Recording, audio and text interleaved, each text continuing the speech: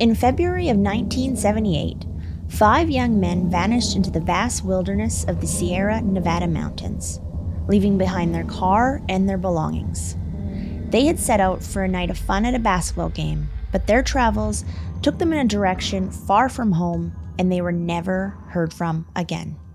My name's Nicole. And I'm Ben, and you are listening to Wicked and Grim, a true crime podcast. Warning, the following podcast contains graphic content and materials intended for a mature audience. Listener discretion is advised.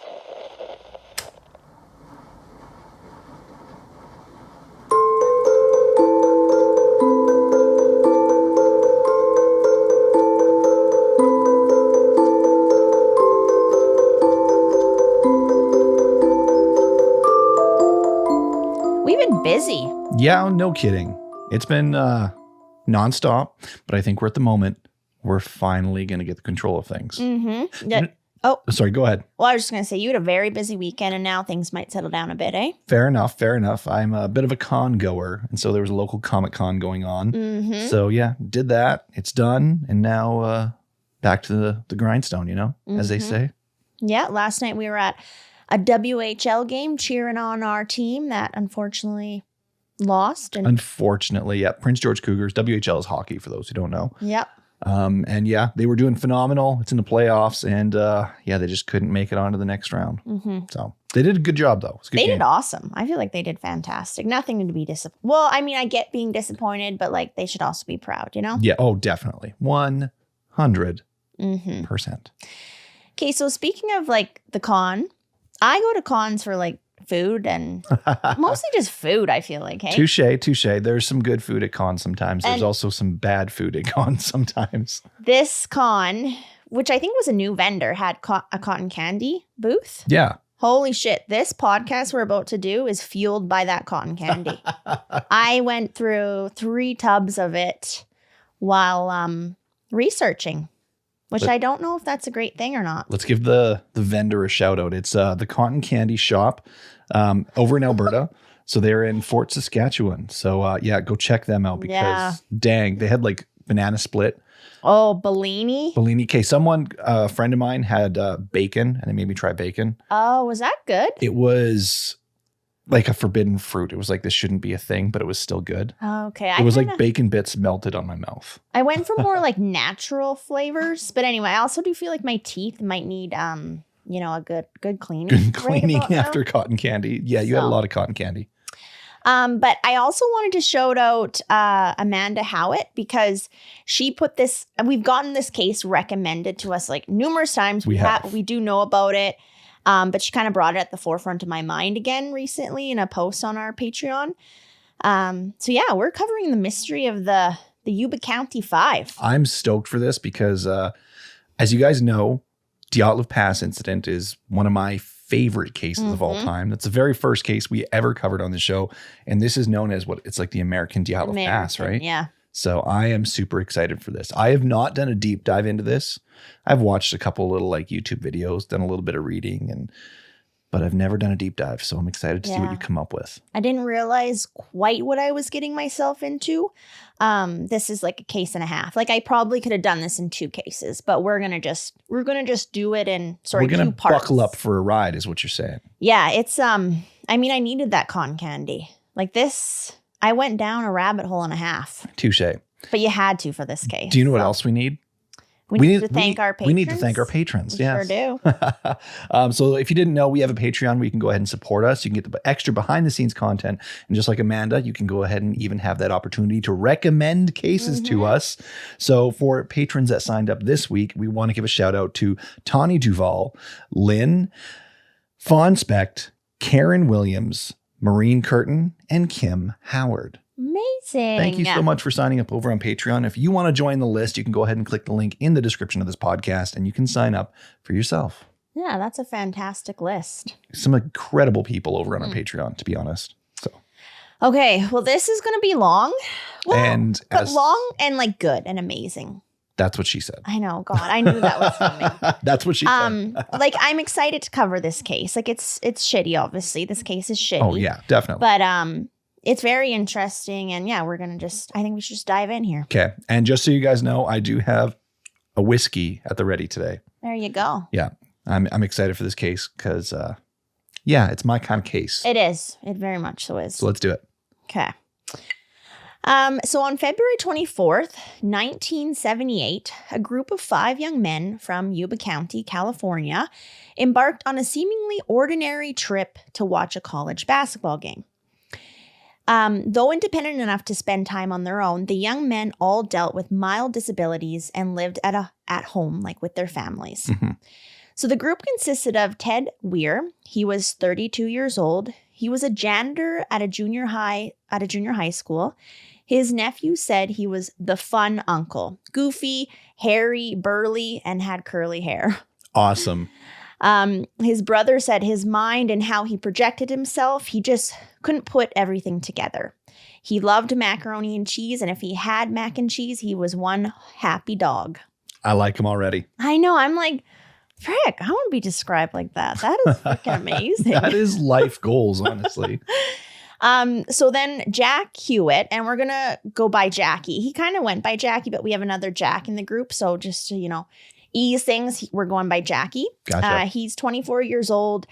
Jackie and Ted were best friends. If you saw Jackie, Ted wasn't far behind. Okay.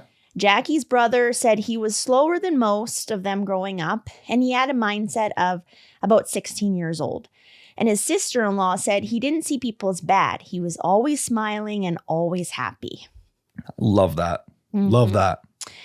So next, Jack Madruga, he's 30. He had the nickname of Doc. He was described as a bit more reserved. Nephew said he was very quiet, socially awkward, a bit nervous speaking to people, so they would think something was wrong with him, but there really was nothing slow about him. He served in Vietnam, and he did very well in school, and he signed up for college all on his own. No, right on. Bill Sterling, he was 29. Bill was Jack's best friend. He was described as a sweet guy, very friendly, and just wanted to help people, wanted to be there for folks. And finally, Gary Mathias, he was 25. He became part of the group a little later than the rest. He was described as an athlete, musician, and would back up his family like no questions asked. He also served in the military. So this group of 5, they were described as a great team. Like, I just very briefly described them all, but they kind of just seem like awesome people like you would want in your life, right? Oh, and I think a big thing too is like a lot of us could only hope to have a tight knit group of people that, whether it's 3, 4, 5, 6, 7, it doesn't matter. Mm-hmm. Have a nice tight knit group like that where we can relate to each other. We can go out and have fun together. And it's just, by the sounds of it, love life. Mm-hmm. So yeah, that's like aspiring level of friendship stuff there. Totally. Like, I don't even have this in here, but they would like pile into Jack's car, all of them, like windows rolled down, just laughing, like waving at everybody. Like, they were just like Love a it. cool, fun group, I feel like. Nice. So their favorite leisure activity was sports. When the 5 of them got together, it was usually to play a game or to watch one. They also played basketball together on a team called the Gateway Gators, a team supported by a local program for people with mental disabilities. So following the basketball, they were headed to watch the basketball game, I should say. The men were all looking forward to participating in a week-long basketball tournament of their own, sponsored by the Special Olympics, with the winners of the competition winning a week-long trip to Los Angeles. Nice. Yes. They were determined to bring home the prize, laying their jerseys out in anticipation for the tournament before heading to Chico to watch this game. So they set out in Jack's turquoise and white 1969 Mercury Montego. It was like his pride and joy, apparently. Okay. And drove the 50 miles to California State University in Chico to watch their favorite team, UC Davies, play in an away game against Chico. So Jack and Gary were the only 2 within the group to have a driver's license, and I believe Jack was the only one with a car, so he often drove the group around. After the game, they stopped at a convenience store to stock up on some necessities, snacks, sodas, and of course, chocolate milk for the ride home. Nice. Yes. The convenience store clerk remembered the group, and she was a bit annoyed to have such a large group show up just as she was starting her duties to close the store. So this put them there right around 10 p.m. or so. Okay. The next morning arrived, and none of the men had returned home the previous night.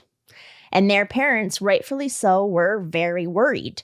They were all known to adhere to like rigid schedules. They weren't the type to stay out all night, especially when they had a basketball tournament of their own to attend. Mm-hmm.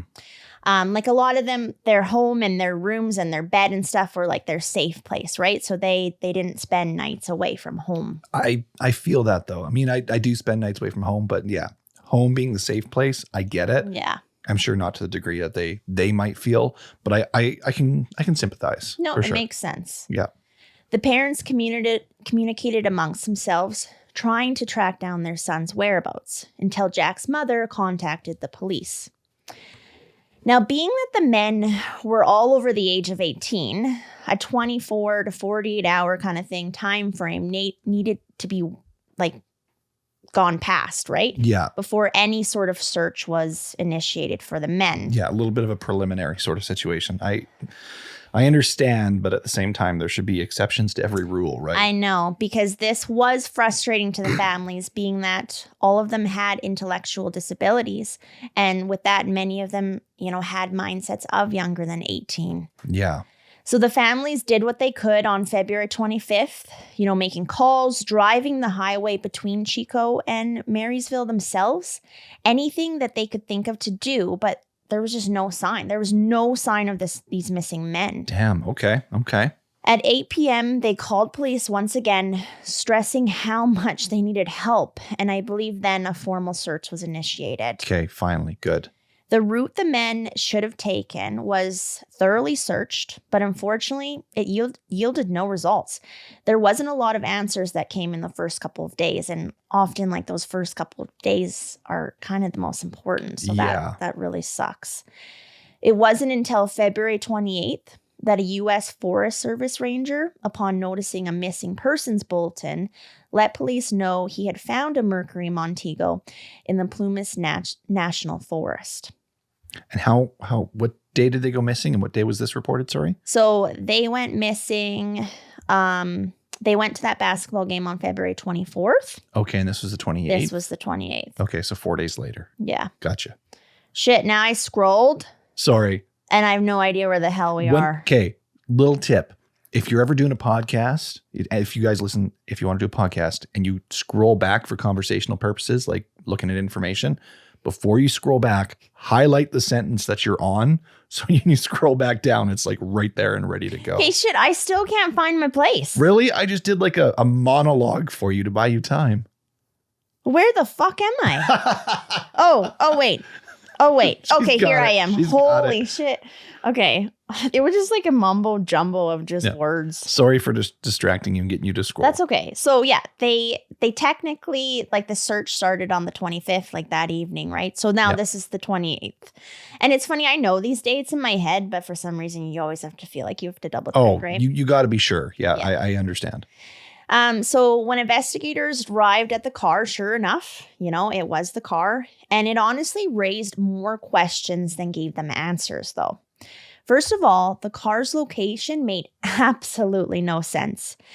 To kind of describe this location, and I'll probably post a map on our socials, but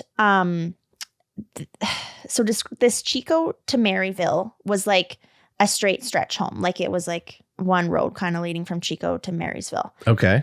But what they took a left turn about halfway between Chico and Marysville, and it was about 70 miles in the wrong direction up in the mountains on a remote winding dirt road. Oh, snap. They had reached 4,400 feet in elevation along the road and had stopped just after the snow line.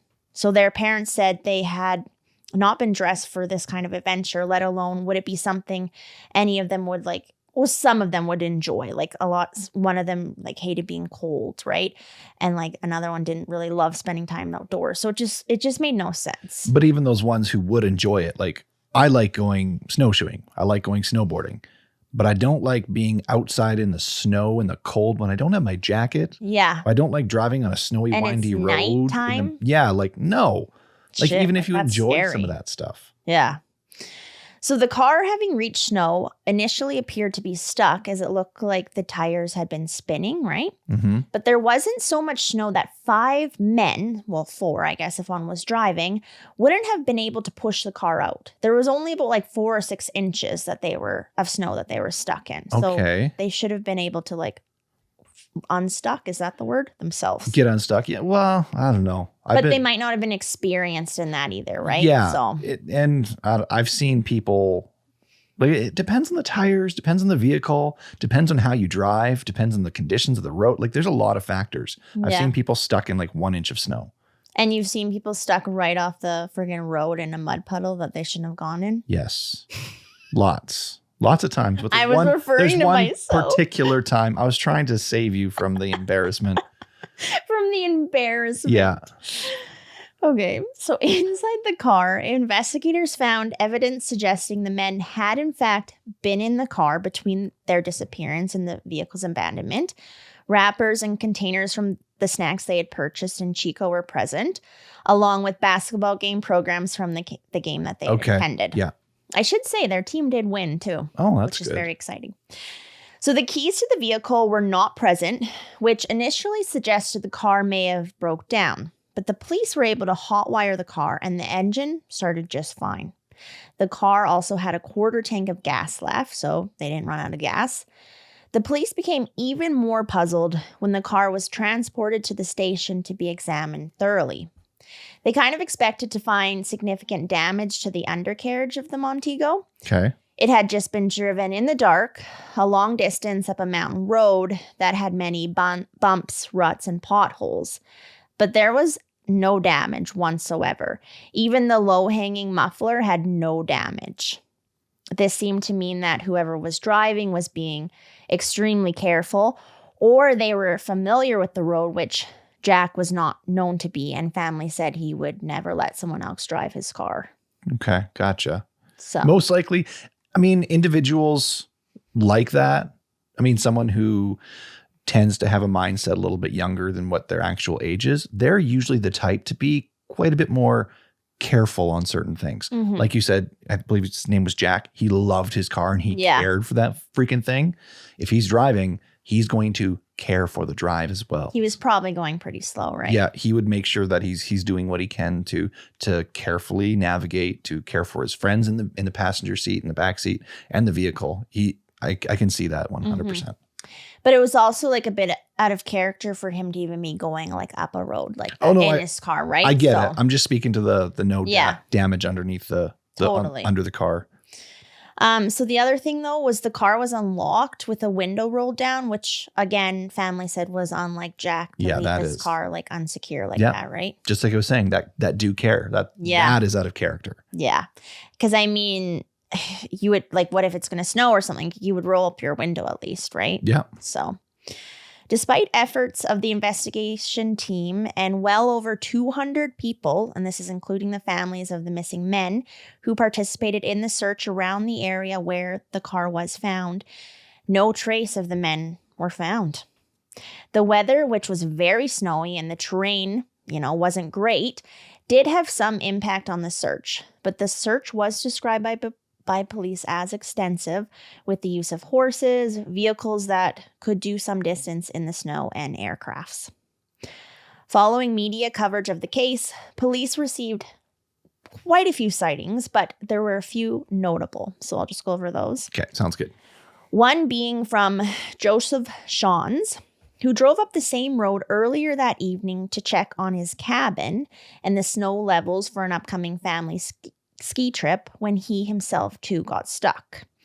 As he was trying to get out, he started to experience what he thought was the early symptoms of a heart attack. I imagine, from the exertion, right? Yeah. And that. even just the stress of being up there alone, getting stuck in the snow. Yeah. Yeah. Okay. So the whole combination. That sucked. That's like terrifying to me though. He had no choice but to return to his vehicle and rest, right? In hopes that maybe someone would be in the area and could help him. So around 6 hours later, he noticed headlights coming up the road behind him. and stopping about 150 feet away. There were several people, one of which appeared to be a woman holding a baby. He called out to them, but as he did so, they stopped talking and turned out their headlights. A couple hours later, more lights appeared, but this time it was from flashlights. And as he attempted to call out a second time, the lights again went out. Oh, geez. They did not assist him. Oh. So once morning hit and Joseph had ran out of gas from having his vehicle running the majority of the night to keep warm, right? He decided to make the 8-mile trek back down to get help. There was a lodge that was about 8 miles away. Yeah. His pain had subsided enough that he thought he'd be able to make it. And as he was descending the mountain, he passed Jack's car in the spot where he had seen that group the previous night. Oh, shit. Okay. Doctors did later confirm Joseph had experienced a mild heart attack that night. So he's honestly lucky that he survived. No kidding. Really. I mean, the fact I think that he probably stopped and rested maybe saved him. I don't know. I don't know much about heart attacks. But due to the pain he was experiencing, it's speculated his encounter, if it was real or imagined, right? I see. Okay. All right. He had also recalled seeing a pickup truck briefly parking behind him and then continuing down the road, but he later clarified to police that he could not be sure of that since at the time he was almost delirious from the pain that he was in. So. Okay. But there was another notable report from a woman who worked at a store in Brownsville, 30 miles from where the car was found, and it involved a pickup truck. Okay. She saw 4 men in a red pickup truck the day after the disappearance. So this would be on February 25th. She identified 2 of the men as being Jackie and Bill. They were in a telephone booth outside the store while the other 2 went inside. The store owner validated, her account, describing 2 of the men, possibly Ted and Jackie, who were buying burritos, chocolate milk, and soft drinks. Despite being out of character for them to be in Brownsville when, they had their own basketball tournament that day, the behavior that was described was consistent with how the families, would describe the boys or the men. So, with no clear conclusion about what happened the night the 5 men disappeared, police and the family were not ruling out possibility of foul play, unfortunately. It sounds like it most likely would be. But who's to say, of course? I'm sure you've got some more information that may lead us into certain thoughts or ideas. Do I ever have some more information? Do you ever? Well, do tell. Do tell.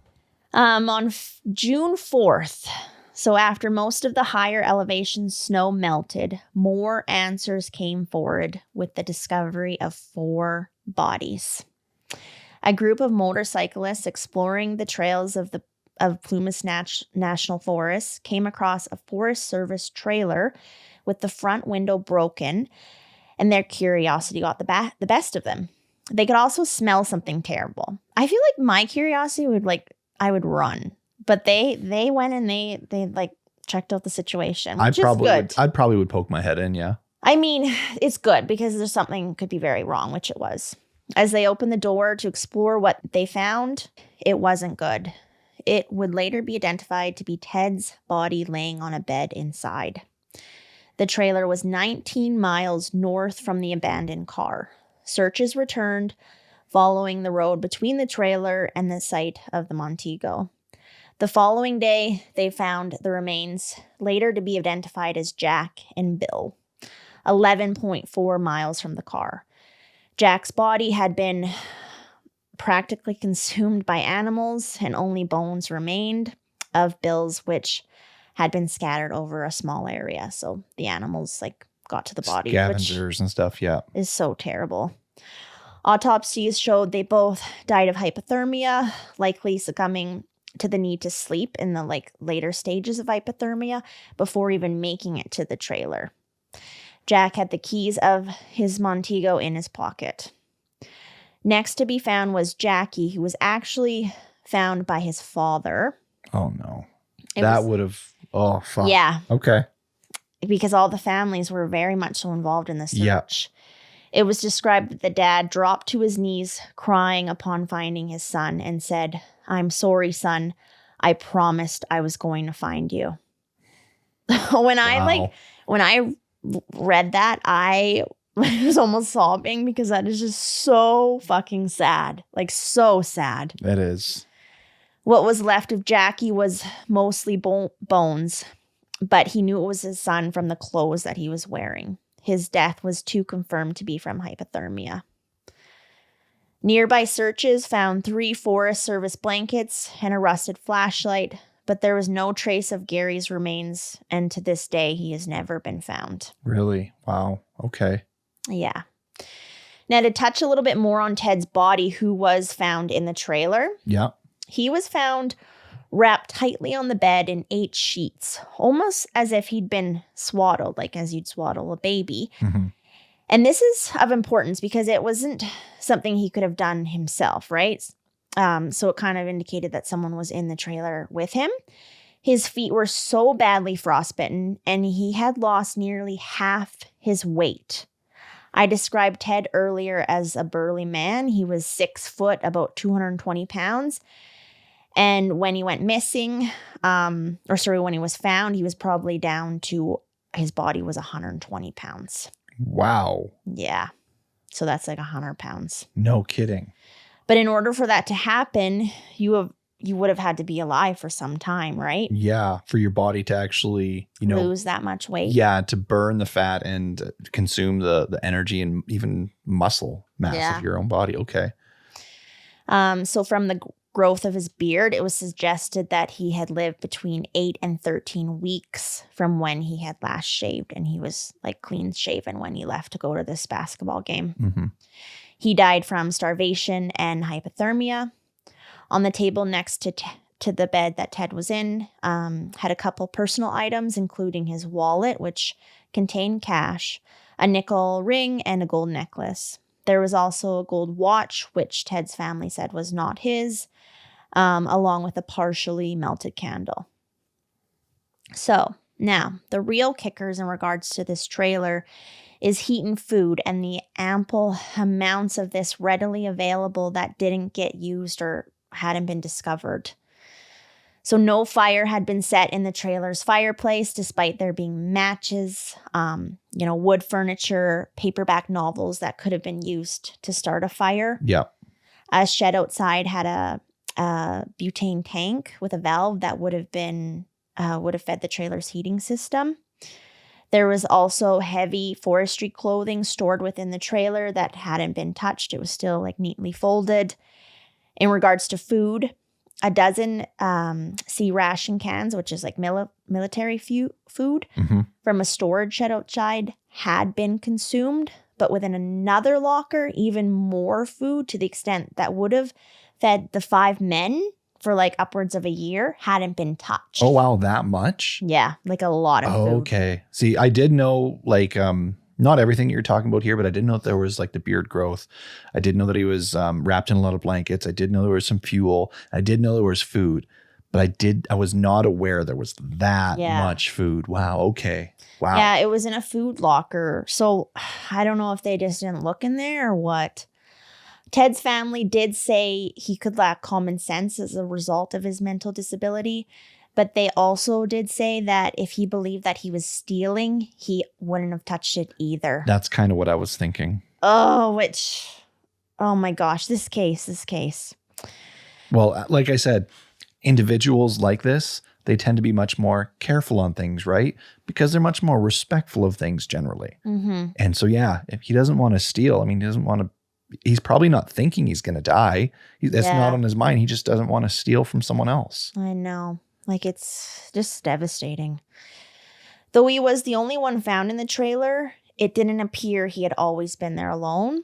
For example, like I said, the way that he was wrapped in the sheets, he wouldn't have been able to do that on his own. It's believed that Gary and possibly Jackie had also been in the trailer. Gary's sneakers were in the trailer, and the C rations had been opened with a P38 can opener, which would be familiar only to individuals who had served in the military, and both Gary and Jackie had. Investigators felt Gary may have borrowed Ted's shoes to go outside, being that they were a bigger size, and his feet may have been swollen from frostbite. So, like, what the hell happened to these poor men? Yeah, no kidding. Right? Their remains were scattered within a 20-mile radius of the car. And I'm pulling a Ben here because I don't actually have concrete answers for you all. Yeah. No, I knew that was coming. I knew that was a part of this case. Yeah.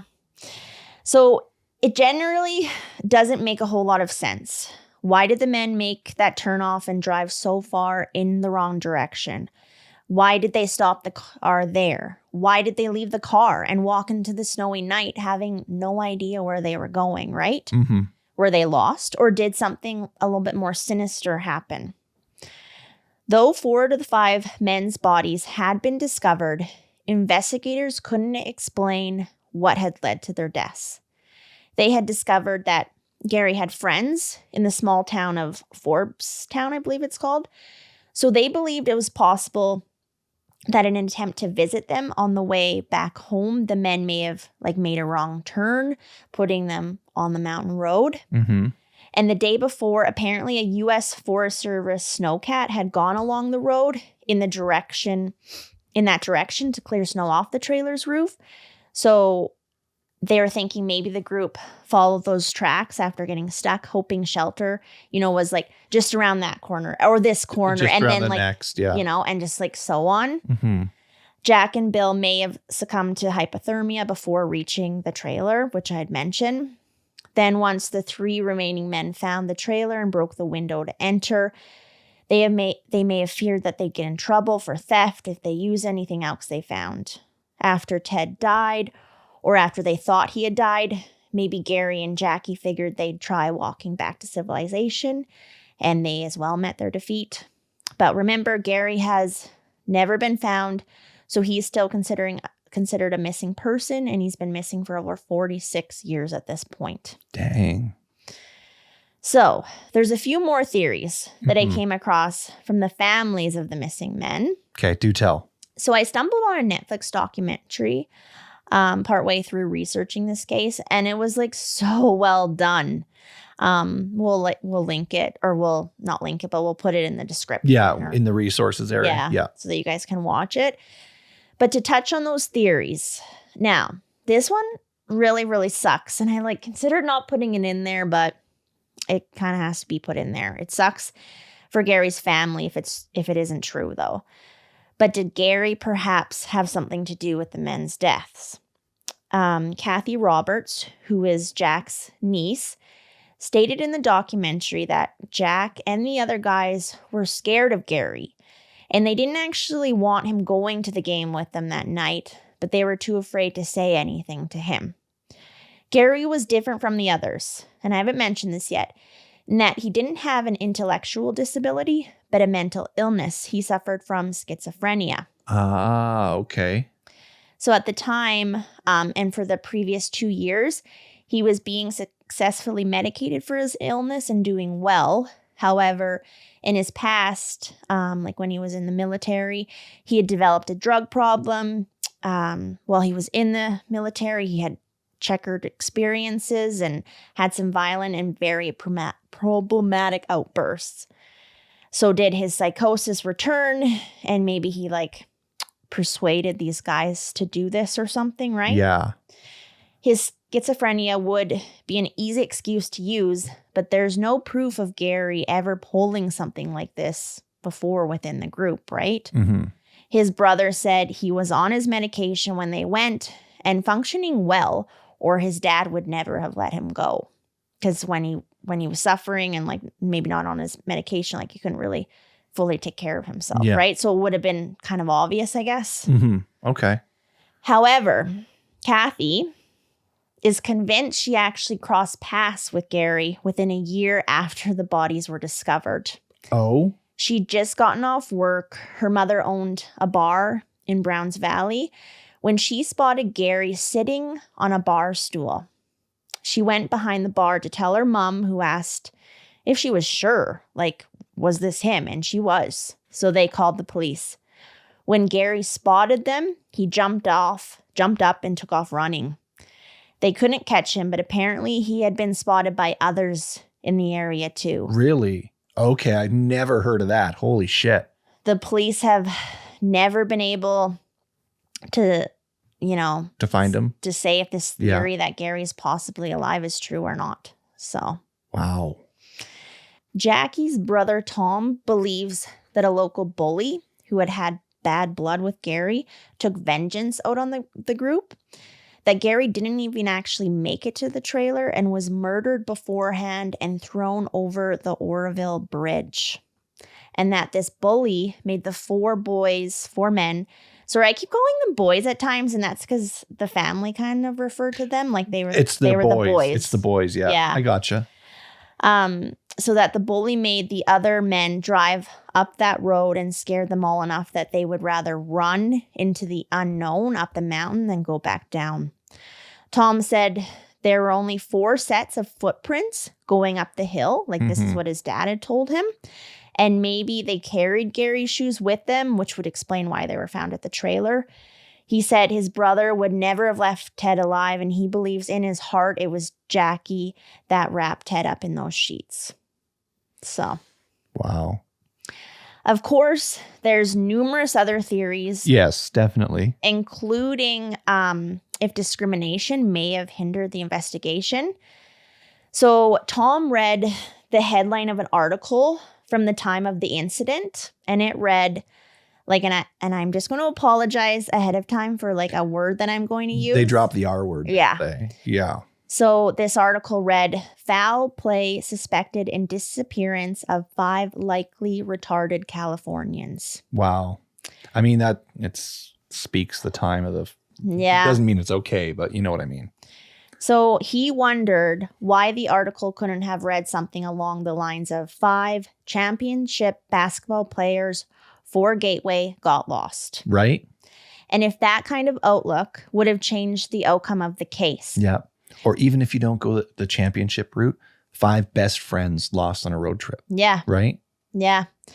Because the stigma of them being the R word really shaded the whole incident. And the perception was that these men were just simply too stupid and to turn around and come back. Wow.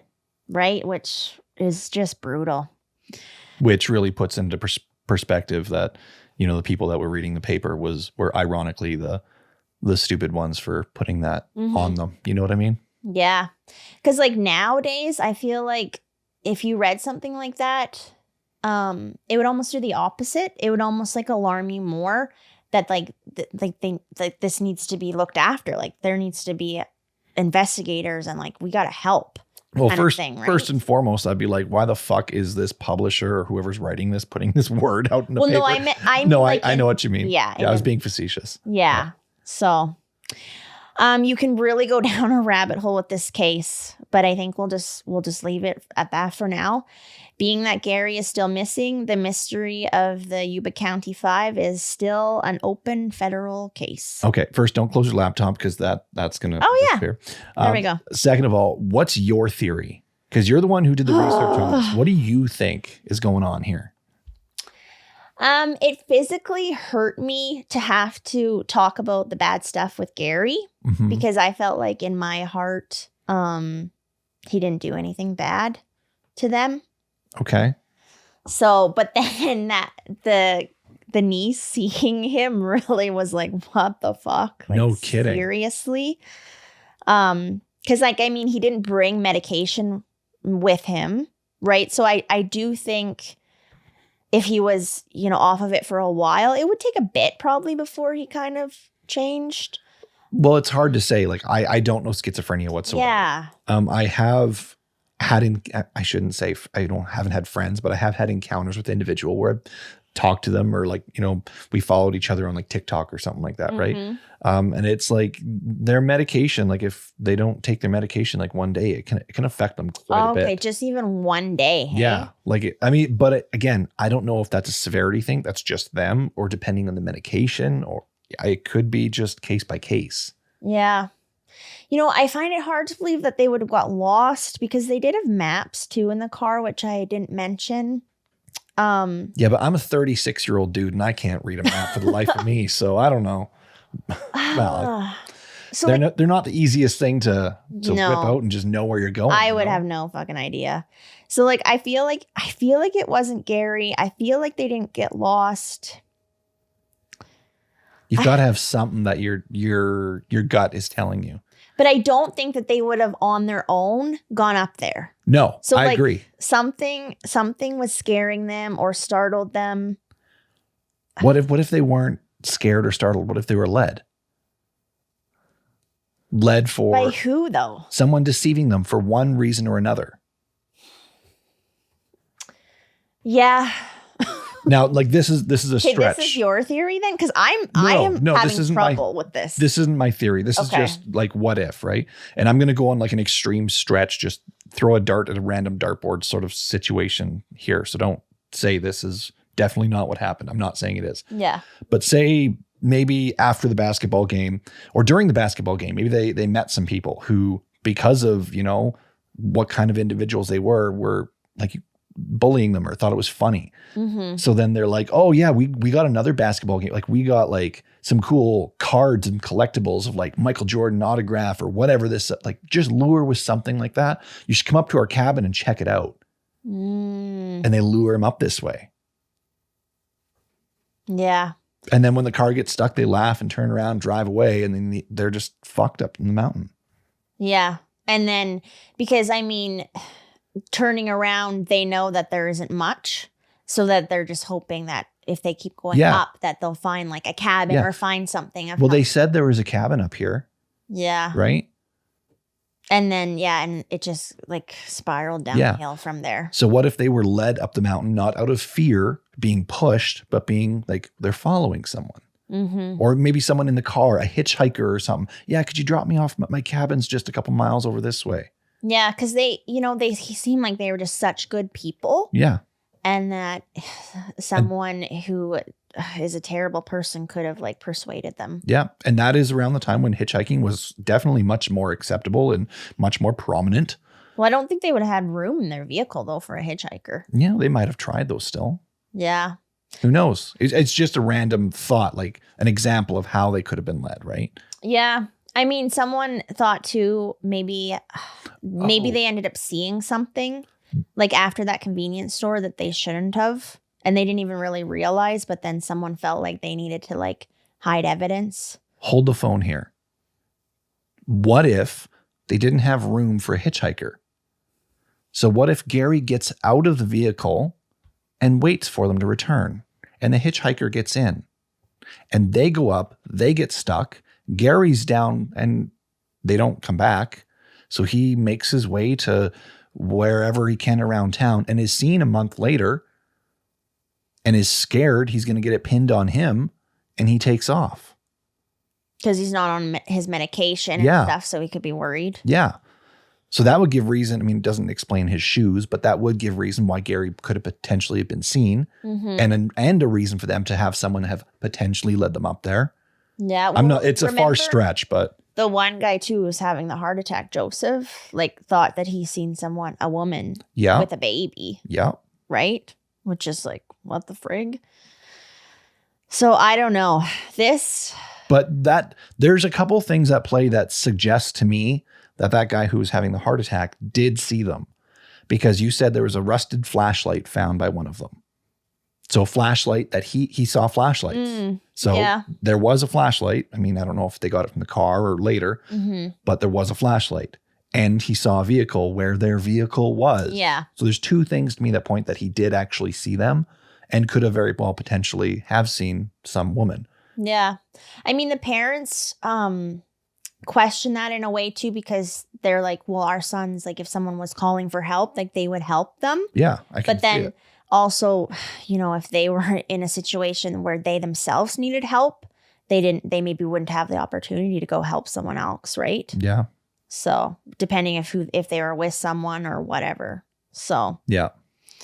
To me, the idea of seeing Gary, it's one thing to say, hey, I'm pretty sure I saw him, but it's another to say, I'm pretty sure I see him. And then when he sees you, he gets up and runs. That speaks volumes to me. Like, why would some random person just get up and run? Yeah, I know. So that's got me hooked pretty good. Yeah. but I don't know where to go from there. I mean, I almost halfway through, I was like, frick, what am I doing with my life? I like having things that are solved, and they don't like take up your mind space afterwards. But this one, oh man, it's tough because it's been so long and, you wonder, is it ever going to get fully solved? Yeah. So I'm thinking for one reason or another, Gary didn't go down that road with them. Well, the one brother, I think it was of Jackie, right? Thought that he had gotten killed beforehand, right? Yeah. Because, and when I said bully, like apparently he didn't really say much in the documentary, and I'm thinking for reason, but like he said he was like a scary bad dude that was like a bully in their town, right? And who knows, like maybe he followed them or whatever, right? So I'm curious to know what everyone else thinks. If you're listening to this episode and you've got a thought, we want to hear it on our social media. So go follow us, or even if you don't want to follow us, just go find us on Instagram, Facebook, email us, or maybe if you're on Patreon, let us know what you think, because I'm really, really curious on what your thoughts are on this. Yeah. I mean, there's a lot of people that are still to this day like researching this and trying to figure it out. Oh, stuff, yeah, right? definitely. But yeah, I'll post a couple photos on our socials and stuff so that you can comment on those. And yeah, that's the case. Well, good job researching that. Yeah, that was intense. That was, I would say, one of my top intense cases that I've researched. I spent days on that. I was saving this case to research myself, so thanks for stealing it from me. You snooze, you lose. Apparently. Yeah. No, it's all good. It's all good. But yeah, thank you guys for listening. Thank you so much. And thank you, Nicole, for killing that episode. If you guys want to check out our socials, like I said, description of the podcast. So it's Patreon. We have a website, email, YouTube, you name it. It's all there. Check it out. We appreciate all the support. If you want to give the show a rating, go ahead and give us a rating that you feel is appropriate. If I may suggest, 5-star sounds good to me, but you do you. And just thank you for being here. Yeah. Means a lot. Appreciate it. So thank you. And until next time. Next week. You want me to do it? Do it. Okay. Ready? Yeah. Until next week, stay wicked.